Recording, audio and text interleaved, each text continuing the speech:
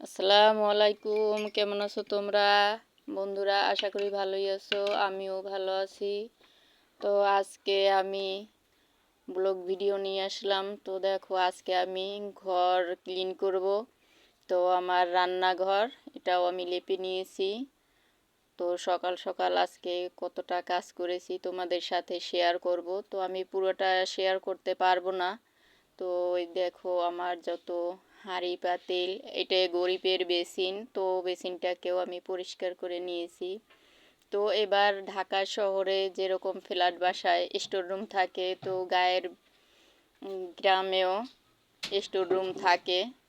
তো আমি সেই স্টোর রুমটাকেই পরিষ্কার করে নেব।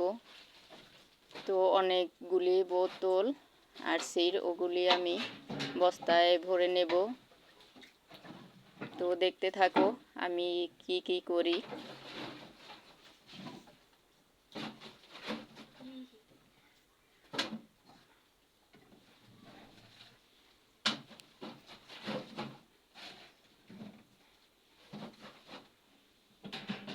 তো আজকে আমার অনেক ব্যস্তর মধ্যেই দিনটা কেটেছে। তো তেমন আজকে আর রান্না বান্না করিনি, সামান্য কিছু রান্না করেছি, সেটাও তোমাদের সাথে শেয়ার করব।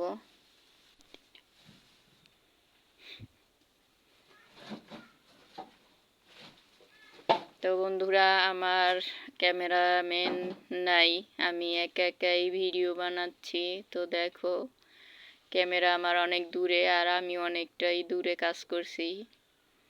তো তার মাঝে কারেন্ট চলে গিয়েছে, তো কিছু অন্ধকারে তো দেখাই যাচ্ছে না।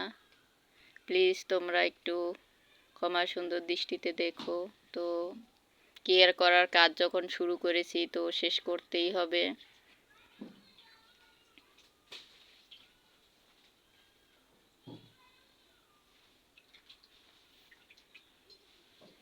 তো আমার চ্যানেলে কেউ যদি সাবস্ক্রাইব করে থাকো, প্লিজ তোমরা একদিন ওয়েট করবে। একদিন পর আমিও তোমার বন্ধু হব।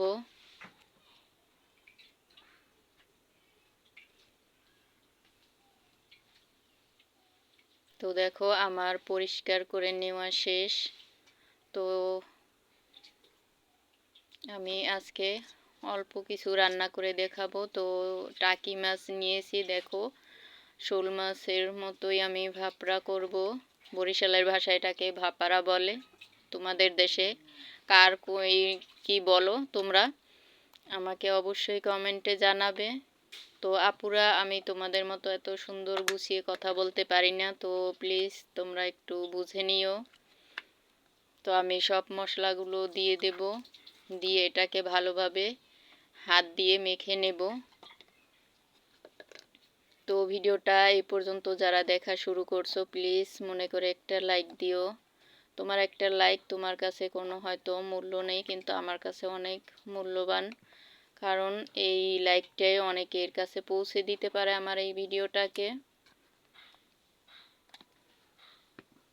আর ভিডিওর যদি কোনো অংশে একটু ভালো লেগে থাকে, অবশ্যই বন্ধুরা সাবস্ক্রাইব করো, আমার পাশে থেকো। আর ইউটিউব চ্যানেলটা জগৎটা এমনটাই যে একে অপরের সাহায্য না করলে আমরা কেউ কিন্তু এগিয়ে যেতে পারবো না। তো কেউ ভিডিওই স্কিপ করে তোমরা দেখো না, আমি যার ভিডিওই দেখি পুরাটাই দেখি। যখন দেখা শুরু করি তখন একটা লাইক দিয়ে আমার আমি ভিডিও দেখি। তো লাইক দিয়ে ভিডিও দেখা শুরু করি, শেষ পর্যন্ত দেখে নিই। তো প্লিজ বন্ধুরা, তোমরাও একটা লাইক দিও। লাইক নিয়ে কেউ কিপটামি করো না। আর আমার কথায় যদি কোনো ভুল হয়ে থাকে, অবশ্যই তোমরা ক্ষমা করে দিও। তো দেখো, আমার মাছটা কিন্তু মাখিয়ে নেওয়া শেষ। তো আমি কড়াইতেও তেল দিয়েছি, এটাকে আমি ভালোভাবে কষিয়ে নেব। তো কলিজার ভাইয়া ও আপুরা, প্লিজ প্লিজ মনে করে একটা লাইক দিও। আর যদি ভিডিওর কোনো অংশে ভালো লেগে থাকে, তাহলে আমার পাশেই থেকে যেও। একটা ভিডিওর জন্য অনেকটাই পরিশ্রম করতে হয়, আমার ভাইয়া ও আপুরা, দিদিরা, দাদারা যারাই ভিডিও বানায় না কেন তারা সবাই বুঝে যে একটা ভিডিওর পিছে কতটা টাইম দেওয়ার দরকার। অনেকটাই সময় যায়, যা অন্য সময় রান্না করতে গেলে দেখা যায় অনেকটাই টাইম বেঁচে যায়, কিন্তু একটা ভিডিওর জন্য যদি রান্না করতে যাই তো অনেকটাই টাইম আমাদের বেশি লাগে। যারা ইউটিউব জগতে আছে আপুরাও জানে কতটা পরিশ্রম করা লাগে। তো কের ভিডিও টেনে টেনে দেখো না, এতে তোমার নিজেরই লস। সব কথা তো আর বলা যায় না, তো তোমরা বুঝে নিও। তো আমার মাছটা রান্না শেষ। তো আমি অনেকটা পরিমাণ ধনিয়া শাক দিয়ে দিয়েছি। তো এই তরকারিটা যদি এরকম রান্না করে ফ্রিজে রেখে পরদিন সকালবেলা খাওয়া যায় তো খুবই মজা লাগে। জমাট বাঁধা যে ঝোলটা, সেটা কিন্তু খুবই মজা লাগে। ঠান্ডা ভাত আর এভাবেই ঠান্ডা তরকারিটা খুব মজা লাগে। তো দেখো কেমন দেখাচ্ছে আমার তরকারিটাকে। তো আজকে ভিডিও এই পর্যন্তই। তোমরা সবাই ভালো থেকো, আমার জন্য দোয়া করো, আমিও তোমাদের জন্য দোয়া করব।